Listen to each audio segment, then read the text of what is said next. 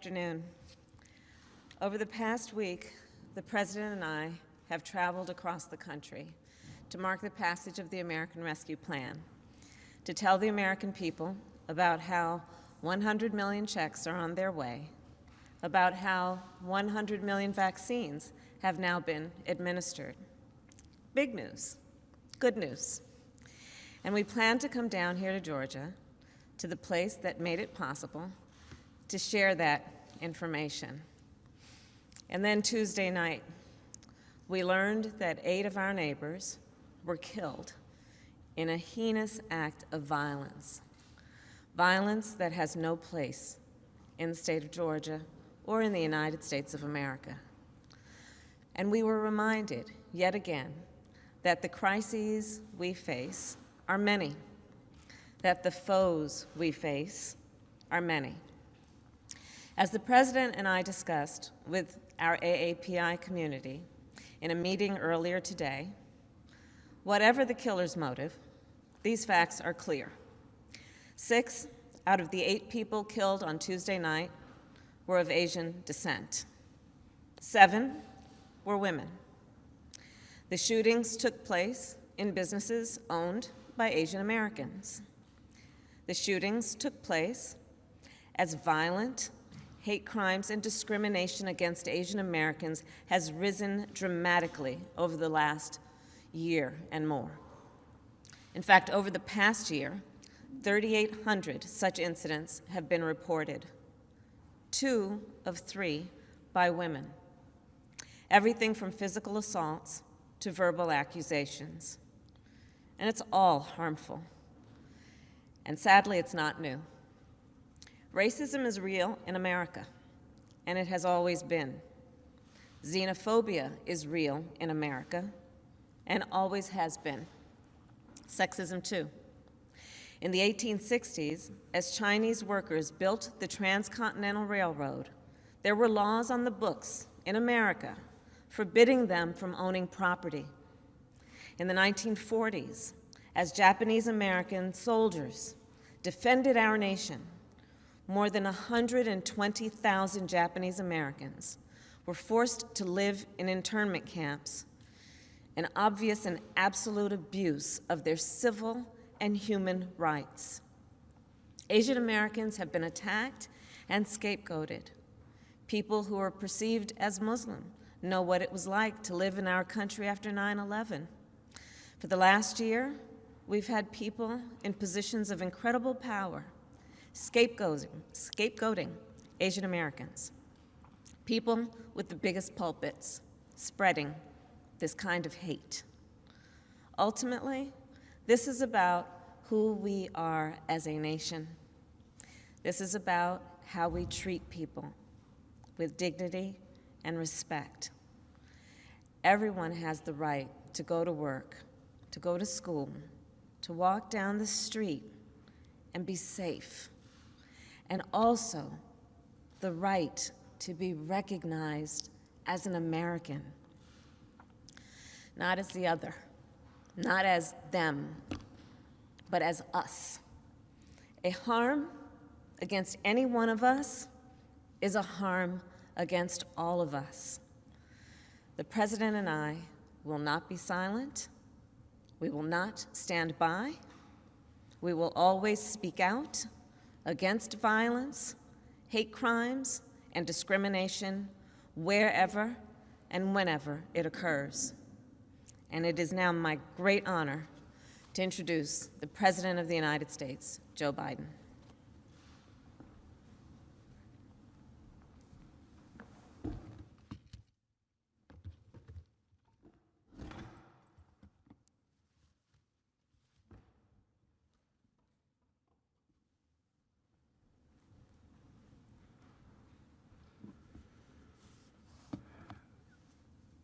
Thank you, and good afternoon.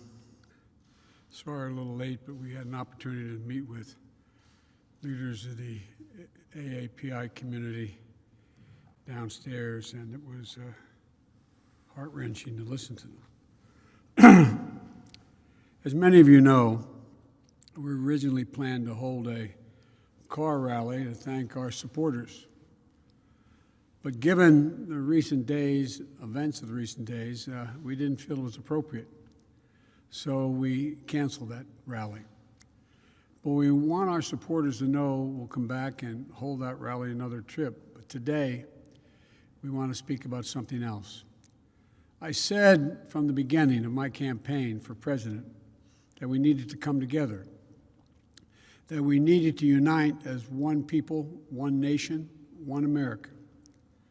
I said in my kickoff speech in Philadelphia, I said that very same thing when I spoke at Gettysburg. I said that in my inaugural address. And I believe with every fiber on my being, there are simply some core values and beliefs that should bring us together as Americans. One of them is standing together against hate, against racism, the ugly poison that has long haunted and plagued our nation. The Vice President and I, as I said, met a little bit earlier, just before this, with leaders from the Asian American community here in Georgia. We talked about Tuesday's mass shooting, about another example of public health crisis of gun violence in this country.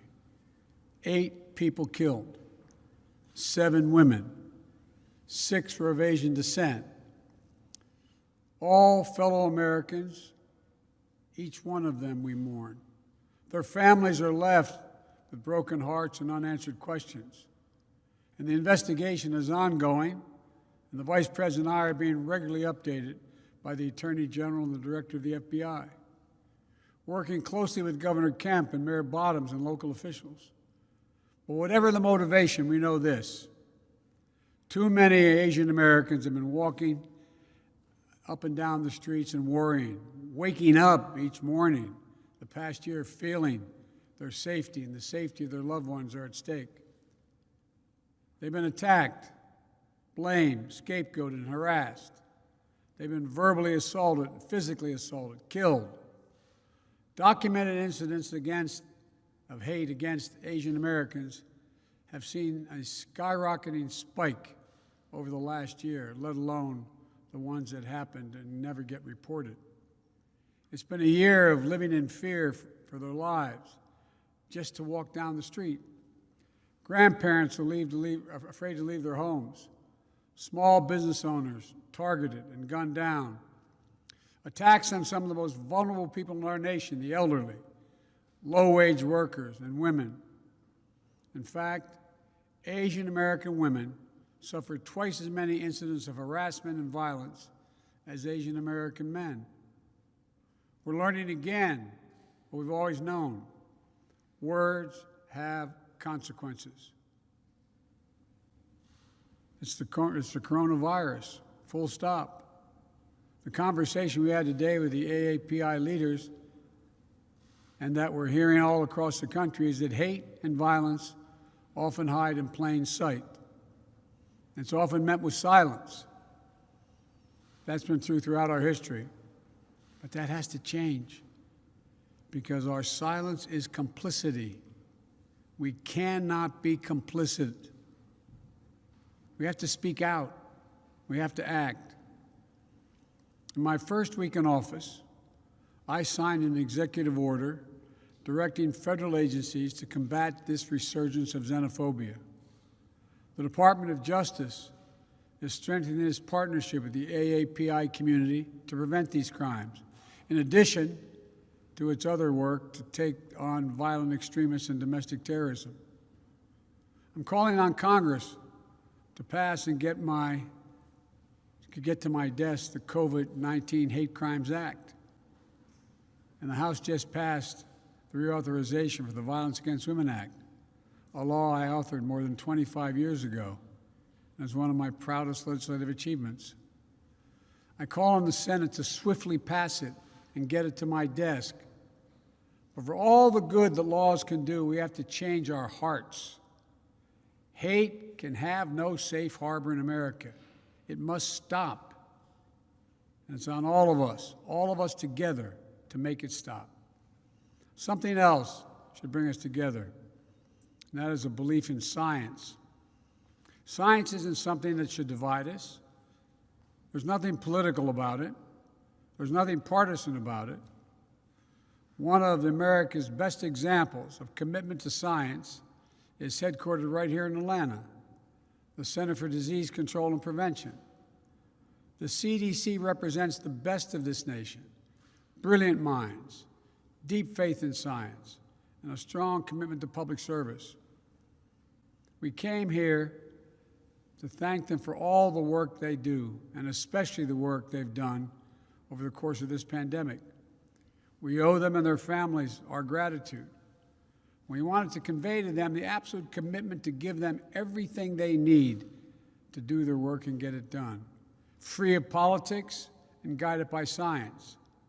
And because of them, we're making real progress. We just met my goal of administering 100 million shots before my first 100 days in office. We did it in about 60 days. We're not stopping now. The American Rescue Funds, more vaccines, more vaccination centers, and more increase in testing. It's going to help us accelerate our nationwide effort to reopen schools safely. Last week, I directed all states, tribes, and territories to make all adults eligible to be vaccinated no later than May 1. But while this is a time of optimism, it's not a time for relaxation. I need all Americans to keep doing your part. Wash your hands, stay socially distanced, keep masking up as recommended by the CDC, and get vaccinated when it's your turn. None of this is political. It's all science-based. But now is not the time to let our guard down. That's science-based as well. In the last week, we've seen increases in the number of cases in several states. Things may get worse as new variants of the virus spread. That's why we need to vaccinate as many people as quickly as we possibly can, because it's the best thing we can do to fight back against these variants. We have to beat this virus. We have to, and we will. But we'll do it by setting aside politics and embracing science. Another subject, the right to vote, that should bring us together as well, but it now divides us. This is a democracy. The right to vote is fundamental. The fact that there was a record turnout in America in the last election, in the midst of a pandemic, should be something we celebrated, not attacked. The fact that you held a free and fair election in Georgia that stood up to recount after recount, court case after court case, is something you should be proud of. The fact that your poll workers, your election workers, your volunteers, your local officials, your state officials, your courts stood up to the immense pressure with character and honesty and integrity helped save our democracy. And this country will long be grateful for it. But as this state, home to Martin Luther King and John Lewis, knows better than most, the battle for the right to vote is never, ever over. And it's not over here in this state of Georgia. So we're in a fight again. It's a fight we need to win. Because if anyone ever doubted that voting matters, Georgia just proved it did. If anyone ever wondered if one vote could make a difference, Georgia just proved it 11,779 times. And if anyone ever wondered if voting can change a country, Georgia just proved it can. Because when you elected 2 new United States senators, you made it possible to pass the American Rescue Plan. Landmark legislation will not only meet the emergency we're in, but transform this nation. Starting with this, for those folks who either already have or will soon have $1,400 in their pockets, you can thank Senators Warnock and Ossoff. But for their votes, it would not have happened. What does that mean? It means 85% of the households in America will get that money. Here in Georgia, it means 88% of all adults and 88% of the children in this state will get that $1,400 as well. Just add it up. A typical family, 2 parents, 2 kids, earning $100,000 a year, each will get $1,400. That's $5,600 for that family that's in distress, trying to figure out how to pay their mortgage, pay their rent, keep food on the table. And that's not all. There's something called a child tax credit. What that basically means is you get a tax credit for every child you have. The American Rescue Plan expands that credit. It means that families of over 2 million children in Georgia will be eligible for an increase in that child tax credit of $1,600 per year, per child. And it's going to be delivered on a regular basis. So starting this summer, families with young kids will get $300 a month per child. This is going to lift 177,000 children in Georgia out of poverty. The American Rescue Plan expands coverage and reduces costs under the Affordable Care Act. So for a family of 4 earning $90,000 per year with insurance under the Affordable Care Act, they'll see about $200 a month off their monthly premiums. And for Georgia schools, the American Rescue Plan provides around $4 billion for Georgia's school children from grades K through 12 to help them reopen safely. And here's one of the biggest things for Georgia. Because of the American Rescue Plan, Georgia is now eligible for about $2 billion to expand Medicaid. What does that mean? It means another 500,000 Georgians will be covered all across this state with Medicaid that don't have it now. For your state and local governments, this is what it does. State government will get around $5 billion to make up for lost revenue. Local governments will get around $3.5 billion. That's going to make it possible to keep a lot of police officers, firefighters, teachers, and other first responders on the job. And here's one final thing the American Rescue Plan does. For the first time in a long time, it puts working families, the middle class, people who built this country first, not last. 66% of the tax breaks in this plan go to folks making $90,000 or less a year. And how much for the top 1%, where 83% of all the tax cut, that was the last president's tax cut? 0. Top 1% get 0. But the American Rescue Plan isn't only about putting money in the pockets, people's pockets. It also will create and spur economic growth in America. That's why major economists, left, right, and center, support this plan. Even Wall Street agrees. According to Moody's, this law will help America create 7 million new jobs by the end of the year. And we'll do it by rebuilding the backbone of this nation. The working people, the middle class, the people who built this country. It's about giving those people a fair shot for a change. It's about providing and proving to the American people that their government works and can deliver for them. Which brings me to my last point. The American Rescue Plan is a plan that brings America together and benefits all America. That's why so many polls show that over 70% of the country support it, including Democrats, Republicans, and independents. Maybe Republicans in Washington didn't vote for it, but the American Rescue Plan sure has brought the country together. And for me, that measure of unity, that's what matters. Let me end with this. There's so much we can do if we do it together. If we remember who we are, if we stand together against hate, once again believe and invest in science, we stand up for the right of all Americans to vote and have access to voting. If we remember, we're here to help all the people of this country, not just those few at the top. If we remember to do justice, love mercy, to walk humbly as fellow human beings and as fellow Americans. If we remember we're the United States of America, And that together, there's nothing, not a single thing we cannot do if we do it together. So my heart goes out to all the family members who lost someone in those horrific shootings on Tuesday. I know they feel that like there's a black hole in their chest they're being sucked into, and things will never get better. But our prayers are with you.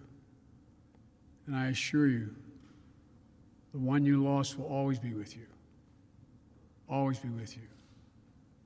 And the day will come when their memory brings a smile to your lips before it brings a tear to your eye, as unbelievable as that is now.